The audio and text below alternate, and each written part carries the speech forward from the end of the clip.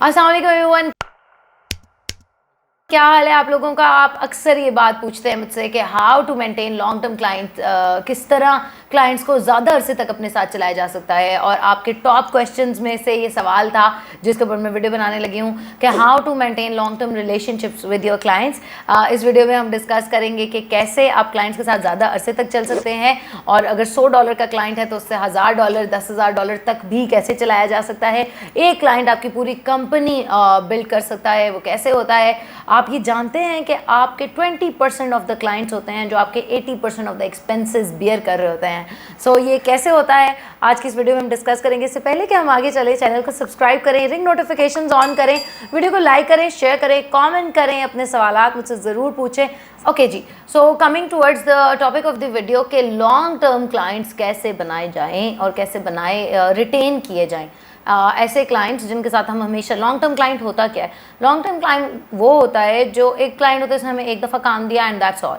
एक क्लाइंट होता है जो हमें डेली काम दे रहा होता है, या वीकली काम दे रहा होता है, या मंथली या ईयरली बेसिस पे काम दे रहा होता है। ऐसे क्लाइंट्स भी आज भी मेरे पास मौजूद हैं। मेरे अब तो मैं किसी के लिए काम नहीं करती हूँ, लेकिन मेरे कॉन्टैक्ट्स में ऐसे लोग ज़रूर हैं जो मेरे पहले क्लाइंट्स थे, और ओवर द ईयर्स कितने साल हम उनके साथ काम करते रहे। तो आज भी उनसे अच्छी सलाम दुआ है, and exchange of information, exchange of resources कर लिया करते हैं हम आज भी।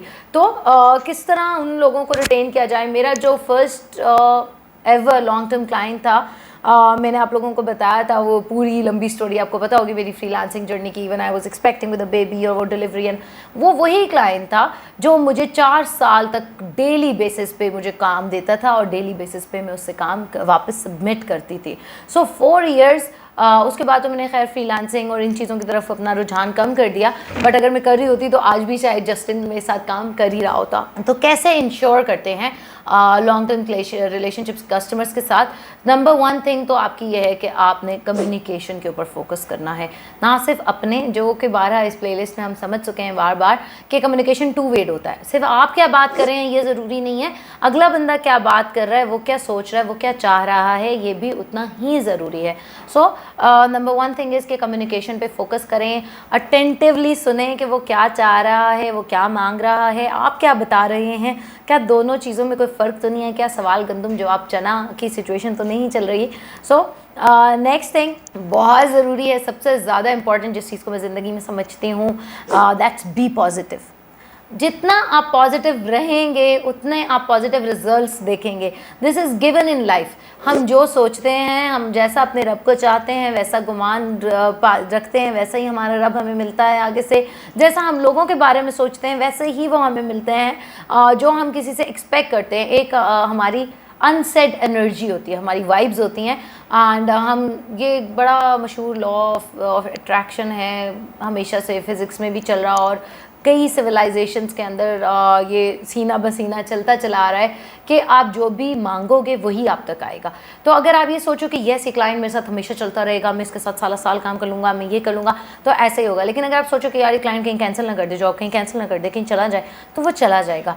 So always be positive in your thought, in your expression, in your way of communication as well, and treat your clients as individual rather than कि आप उसको एक कंपनी समझ रहे हैं, उसको एक बिजनेस समझ रहे हैं। उसको एज अ पर्सन ले, एज अ पर्सन उसके क्या मसाइल हैं, उसकी क्या सोच है, उसके क्या ऑब्जेक्टिव्स हैं, वो उन तक कैसे पहुंचना चाहता है, उसके हर्डल्स क्या हैं, उसके पास्ट एक्सपीरियंसेस क्या हैं, वो इतना इनसिक्योर क्यों फील कर रहा है, क्या वो बर्न्ड क्लाइंट तो नहीं है, क्या उसका साथ पहले धोखा तो नहीं हुआ। So as an individual, as a human उसको देखें, उसकी ह्यूमन साइकी को समझें, एंड बी एन एम्पैथ, उसके इमोशंस को अंडरस्टैंड करें।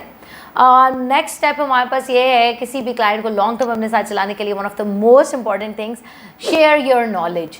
जितना आप हम हमेशा समझते हैं कि हम कोई बात किसी से छुपा लें तो यही बेहतर है। हम क्लाइंट को बता दें वो कॉमर्स ऐसे इंटीग्रेट होता है, नेक्स्ट टाइम वो हमें पैसे ही नहीं देगा। वो आपको ही देगा पैसे जब आप उसे इंटीग्रेट करेंगे, साथ एजुकेट भी करेंगे कि ये ऐसे इंटीग्रेट किया मैंने, तो वो आपको ही पैसे दे के करवाएगा। उसके पास इतना टाइम होता तो वो खुद कर लेता। So never be afraid to share knowledge. जो भी चीज़ आपको पता चलती है, जो भी क्लाइंट आपसे पूछता है, बल्कि नहीं भी पूछता, तो कोशिश ये करें ज़्यादा से ज़्यादा अपने क्लाइंट को एजुकेट करें इंडस्ट्री के बारे में, प्रैक्टिसेस के बारे में, टूल्स के बारे में। ये मत सोचें कि वो ये सब नॉलेज लेके कहीं चला जाएगा। जितना आप उसे नॉलेज देंगे उतना ही वो आपको ओ करेगा, उतना ही वो आपको वापस पे बैक करना चाहेगा। ठीक है, बी ओपन माइंडेड, हमेशा एक ओपन माइंडेड अप्रोच के साथ क्लाइंट्स के साथ चले, कभी भी रिजिड नहीं होना कि जो मैं कह रहा हूँ वही ठीक है, जो मुझे पता है वही हरफ़े आखिर है, बल्कि डिफरेंट ऑप्शन सॉल्यूशंस एंड चीज़ों को डिफरेंट अप्रोचेस की तरफ ओपन रहें। स्टेक होल्डर्स की तरफ से भी अगर कोई चीज़ें आती हैं तो उनका एक्सेप्ट करें। मैंने देखा हम अक्सर ऑफेंस ले लेते हैं जब अगर हम एक क्लाइंट के साथ काम कर रहे हैं, हम बैक एंड पे काम कर रहे हैं, उसकी फ्रंट एंड टीम कोई मशवरा देती है या कोई टूल या कोई चीज़, तो हम कहते हैं नहीं नहीं इनको क्या पता, ये बड़ा बकवास टूल है। नहीं, बी ओपन, क्या पता उनका मशवरा वाकई में काम आ जाए। And then exceed expectations.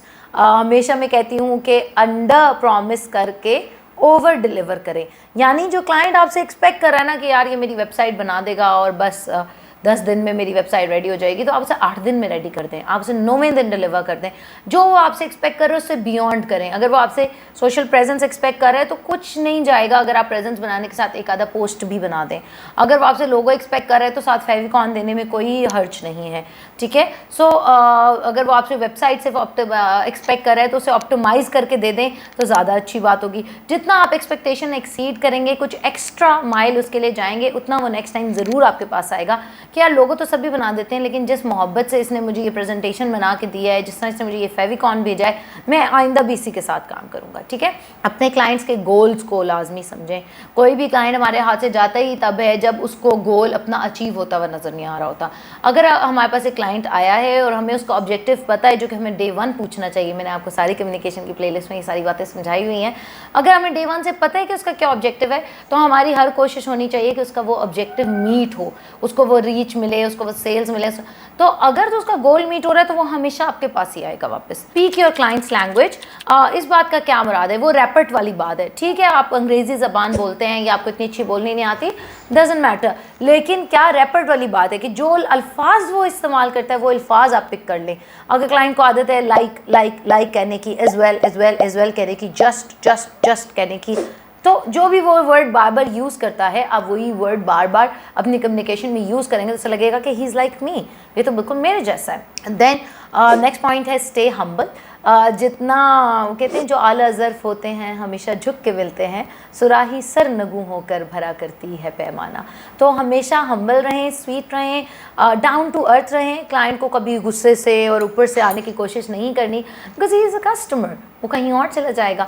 अगर आप चाहते हैं वो हमेशा आपके साथ स्टिक करे, आप जितना हम्बल और नाइस रहेंगे उतना आपके साथ स्टिक करेगा। इसका ये मतलब बिल्कुल भी नहीं है कि आप प्रोफेशनल ना रहें, आप प्रोफेशनल रहें और हम्बल रहें, ठीक है। प्रोजेक्ट डिलीवरी टूल्स लाजमी इस्तेमाल करें, क्योंकि इससे क्या होता है, एम्बिगुइटी नहीं रहती। जो मैंने आपको पहले बताए हैं, आसाना और क्लिकअप और इस तरह के टूल्स हमने पहले भी डिस्कस किए हैं, किस मैट्रिक्स है जैसे। सो टूल्स लाजमी इस्तेमाल करें ताकि ठीक है आपकी एक फ्रैंकनेस हो, दोस्ती, understanding, that's all on one side. लेकिन जब आपने टूल होगा, आपको पता होगा 15 को डिलीवरी डेट थी तो आपने 15 को डिलीवर किया है, सो नेक्स्ट टाइम के लिए हम उसे ट्रैक कर सकते हैं, ठीक है। एंड एप्रिसिएशन ज़रूर डेवलप करें अपने अंदर, अपने क्लाइंट के टूवर्ड्स भी। अगर वो टाइमली आपको रिस्पॉन्स करता है, टाइमली आपको फाइल्स हैंड ओवर कर देता है, टाइमली पेमेंट्स सेंड करता है, माइलस्टोन्स अप्रूव करता है, आपको हेल्प कर रहा है, तो एप्रिसिएशन ज़रूर शो करें, क्योंकि हर बंदा एप्रिसिएशन का भूखा होता है। Everybody wants acknowledgement. जब आप मुझे कहते हैं कि मैम आपने बहुत अच्छी वीडियो बनाई है और उससे मेरी बहुत हेल्प हुई है, तो मेरा 2 किलो खून बढ़ जाता है। तो कोई भी बंदा हो, उसको एप्रिसिएशन पसंद होती है। ज़रूर बताइएगा कि ये वीडियो आपको कैसी लगी, और अगर आप मज़ीद कॉन्टेंट चाहते हैं कि मैं किस बारे में बनाऊं वो भी बताइएगा।